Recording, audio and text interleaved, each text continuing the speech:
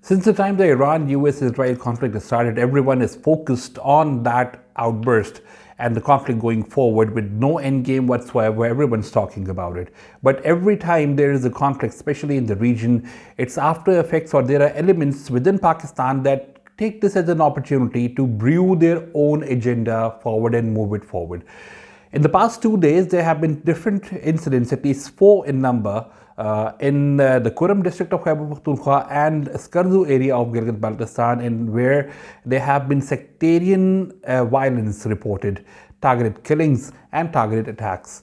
Now, this is something that is very important, that involves Iran, that involves the IRGC, probably not Iran government at large, but yes, the IRGC is definitely aware and very much a game player when it comes to the unrest, especially in the Parachinar region of Khyber Pakhtunkhwa, the Kuram district, and also in the Skardu area. When Iran was attacked, there were protests taken up in Pakistan, especially in Karachi, Lahore, all major cities, and some violent riots were witnessed in Karachi, where people, armed assailants, I don't call them protesters anymore because I saw visuals in which they were carrying weapons, and their protesters were also wearing bulletproof jackets. So they attacked the US consulate, knowing that US consulate in Karachi was not operational. It was an old building, a shut down building. That was why the security was less. They attacked, they went inside, and they were countered, resulting in casualties of dozens of people over there, which later protested, obviously. And then in Skardu as well, there were violent protests that were carried out. UN offices were burnt, and even chants and slogans were raised against the Pakistani government and the Pakistani Field Marshal General Asim Munir. Why is that so happening now? Again, as I said, these organizations, especially organizations that are named as Sepai Muhammad and Zainab-Yun, these are basically the IRGC-backed, Iran-backed Shia militia groups that are very active and very powerful in these areas, especially in the Kuram district, the Parachinar sector, and also in Skardu area of Gilgit-Baltistan, where the Shiites are majority in number. They have a very strong political presence, and at the same time, they have a very strong human presence at large in that area as well. Now, these slogans really are of great value, because in Skardu, when slogans were raised, everyone was following them, chanting them, and saying it out loud.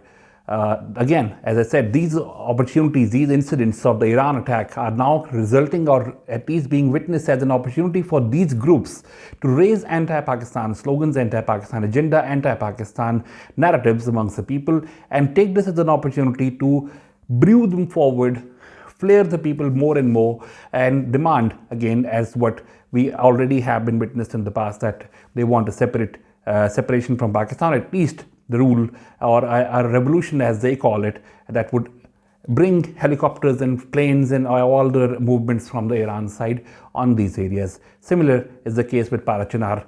Recently, the past year, when there was an incident, a very violent incident that happened in the Parachinar district, the Kuram district, which resulted in over 3 months of seizure and blockade of routes and everything to the area.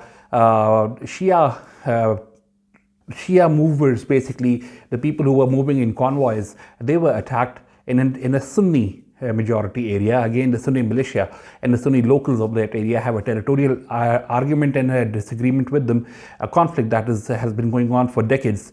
They were targeted and killed. In result, what was responded to by the Shia militia, the Sepai Muhammad and the Zainab-Yun brigade, was that they targeted a village in that area and they burnt the whole village down, killed around 29 to 30 people, burned down markets and shops and houses without even knowing or checking if there are women and children in that area as well.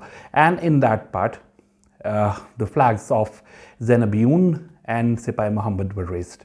So this raises a lot of questions when it comes to the internal security of Pakistan, while the whole country is not wrongly so, is supporting Iran in this whole ongoing conflict with US and Israel. But yet, at the same time, in Pakistan, it seems that if not the Iran government, then at least IRGC, which has been very active on the Pak-Iran border, the narrative building, they support these militias. All of these elements are taking this as an opportunity to extend their own narrative extend their own agenda, extend their own vision of anti-Pakistan positioning. And that is something that should be a very serious concern for Pakistan and Pakistanis going forward.